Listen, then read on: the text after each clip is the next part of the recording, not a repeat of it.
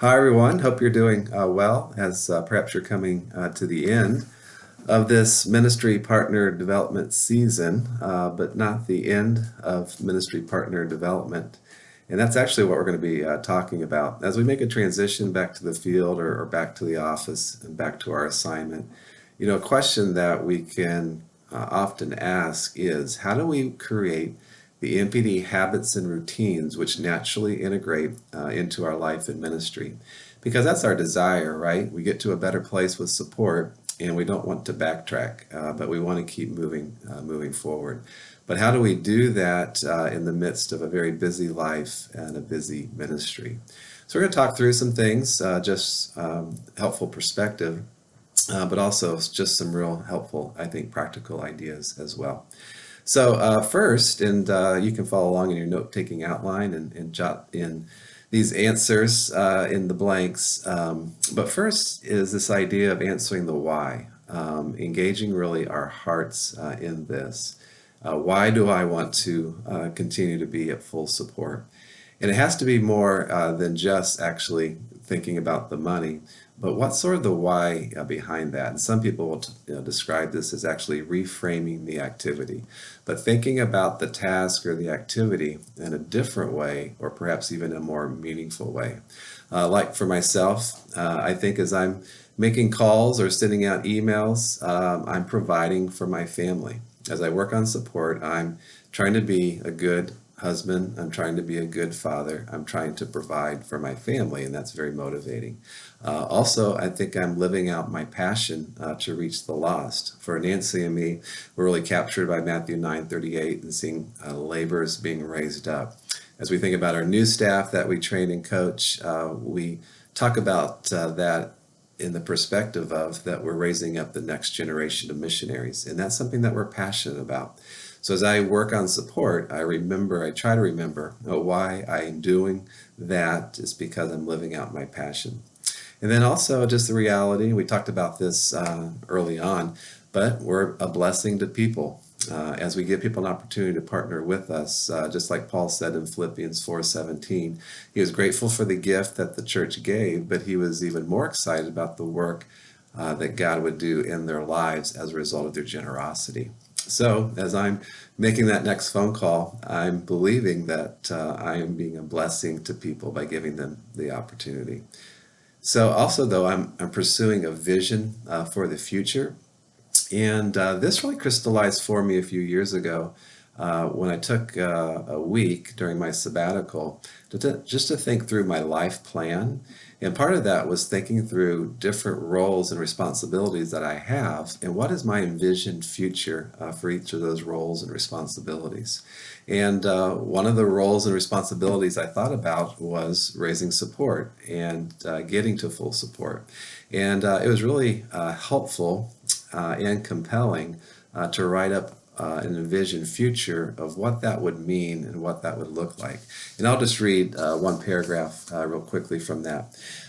So my vision future in terms of support is that each month we have sufficient income to cover our budgeted expenses. Our budget reflects our values, which include a commitment to stay connected as a family. In such, each week we go out to eat as a family and we save aggressively for vacations twice a year. Nancy is proud of me for the way I provide for our family and never has to stress about money. Our children are attracted to missionary work in part because they have seen firsthand how the Lord provides for his workers. So every Sunday morning I'll read through my life plan and just be reminded this is what I'm wanting to trust the Lord for. We are not at that envisioned future right now, but as I'm reminded, I'm motivated to continue to do the next thing I need to do with support. Also, because of what the Lord has called us to, we really think is significant and amazing. And we talked about that also earlier in the summer. But just the reality that we get to bring the gospel to lost people, that we're making that possible for that to happen. And that is significant. So as I believe that and I'm convinced of that, that's motivating.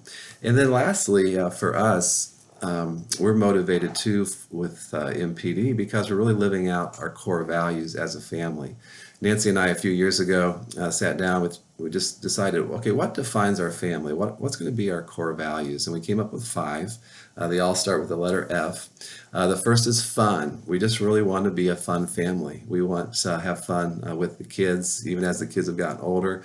We want them to continue to stay connected and want to be home because this is such a life-giving place for them. So we want to be fun. Focus is another core value. If you know Nancy or me, you know that we're very intentional about things. We're very focused. So we've adopted that as one of our core values. Faith, in terms of our walk with the Lord, faith experienced and faith expressed. That's one of our core values. And then family connectedness as well. Just staying well connected, even as the kids have gotten older. Thinking through, how do we do that better? How can we really stay connected as a family? And then the last is being fully funded.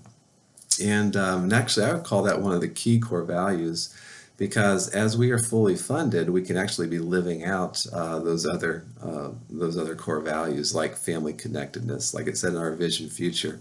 Having the money to do vacations or having the money to go out to eat as a family, that helps us to stay connected as a family. But those are things that are more challenging to do if we don't have the financial resources. So as I sit down to work on support, I'm reminded I'm really living out, one of my core values. So that's the first, answering the why and keeping that motivation in front of us. The second is having a SMART goal, and this is where it gets a little bit more on the practical side. And you may be familiar with the acronym SMART, but S stands for specific. And so having a goal that's not too broad, but very specific, measurable, something, or you could something that is that you can track progress and that you can define success. Actionable, where there's a very clear activity that's associated with the goal. That's reachable. It's stretching, but not defeating, so that the goal is reachable. And then time bound, having a clear end date or deadline. So it's really helpful as you think about MPD, is to think about, okay, what is going to be my SMART goal for ministry partner development? And here's an example in the notes, and this is one that we had at one point, but to raise $800 of monthly support by Christmas, spending 3 hours a week on MPD, including 3 asks a week. And so as you see there, it's very specific, it's very measurable, actionable, reachable, and also time bound. But that becomes then our goal, and that's a short-term goal, and then we would create a new one, starting in January of the following year. But that just helps us know, okay, what is it that we're trusting the Lord for, and then what are the specific action steps to see that become a reality. And for us, and this has been true in terms of the actions or the specifics, it's typically trying to do 3 asks a week, and we'll talk about that more actually in a second. So the third is developing new behaviors. Even that this would be something that I want to do because the behaviors are compelling, are smart, like we've talked about. And I love this quote from Ian Gray, although it's a bit convicting, it may be even a bit harsh, but the successful person has formed the habit of doing things that failures don't like to do. So, but isn't that true, that successful people or the successful person has formed the habit of doing things that failures just don't like to do? And so that's where with MPD, we just really need to get into the habit of doing things. And as we have those habits, as we build those habits, we'll see success. Well, some things to help us with this is one, just to script the path. You may be familiar with the book Switch, and it talks about how to make change when change is hard. But a real key to making change is scripting the path, releasing or avoiding some of the friction that someone might experience, and coming up with ways that just to make things a little bit more easy to be able to do. A common example of this is that if you're wanting to exercise more, and you want to run as a reflection of that, putting out your running clothes and shoes the night before will increase the chances that you will get up and actually do that. So you're scripting the path. I think for MPD, scripting the path just means to have a plan, that you have a plan in place, that you know who it is that you're going to call next. When Nancy and I do think about our 3 asks a week, we're just working off of a plan so that we don't have to think too hard to decide, okay, who are those next 3 people that we want to reach out to. So have a plan, script the path. For couples, for those of us who are married, working together and figuring out, who does what's gifted at what, but just really being able to have that synergy and being able to work well together. Creating weekly commitments.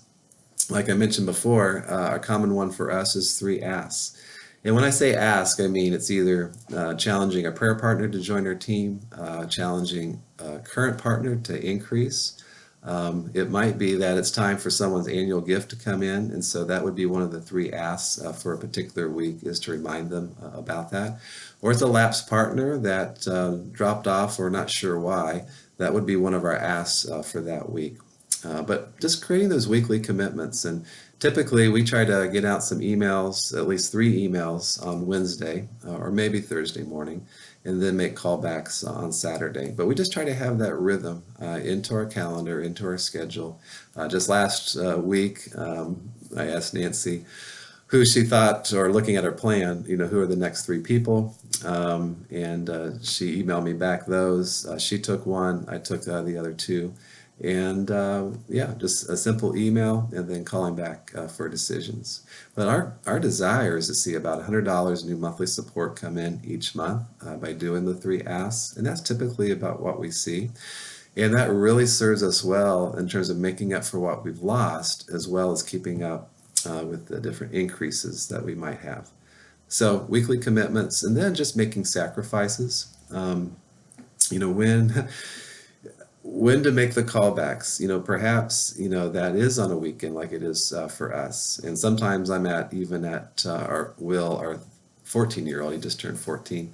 Sometimes, actually even last Saturday, he was at a basketball practice, and I just was there, but in the car, and made a few callbacks. Didn't take a lot of time. Actually, they were all voicemail, so left a message. But sometimes you're just thinking through, okay, what are the sacrifices I need to make in order for me to keep these weekly commitments? Well, lastly, is just remaining focused in anticipating resistance. To help with that, if you have a vision, that envisioned future, then to read that over, or just to be reminded, okay, what is I'm really trusting the Lord for? But keep that in front of us. Schedule MPD activities. What doesn't get scheduled doesn't get done. I know it's just a simple sending out 3 emails on Wednesday that I can get so distracted with so many other things that I can forget to do that or not do that. And so I'm mindful that, okay, I just need to get those out sort of on the front end of the day, and just make sure that those get scheduled, that those get sent out. So what doesn't get scheduled doesn't get done. Camaraderie. I'll be thinking through, okay, how can I encourage? Are there other people that I can be connected to in this? The other day, on Saturday, when I was getting ready to make calls, I texted a friend and said, hey, I'm getting ready to make calls, appreciate your prayers. And oftentimes it might be somebody that's also working on support, and so we can be encouraging each other. That's super helpful. So camaraderie, and then just the last thing, but maybe it should be first, that we don't forget that there's spiritual battle that is raging, that we are a part of in our work, especially in our work with Crew. And just the reality is that we're, again, bringing the gospel to lost people. And we should not be surprised that there is a spiritual battle that wages all around us. And that if we could be sidelined with, as far as lack of resources, then we know that the evil one would love to see that happen. So just being aware of that and being very prayerful as a result. Well, I included some resources in your notes, and some great books and articles perhaps you might find helpful. But it is a great question and can be really hard to do. And I know so many staff, especially as they get to better support or even full support, as they report back, they do not want to get back to the place that they were in terms of lack of support. And they have good intentions, but so often, again, the busyness of life and ministry can be so distracting.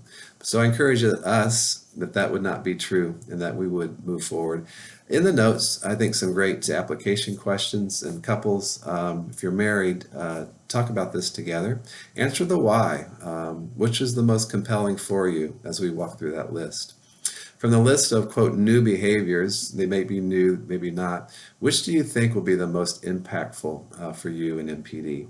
And then finally, what would be a good SMART goal to come up with for the remainder of 2019? So think through those few questions, and it's been great to be with you one more time. And again, hope this summer has been significant and meaningful, not just in getting your support raised, but in also seeing the Lord do some amazing things through you and in you.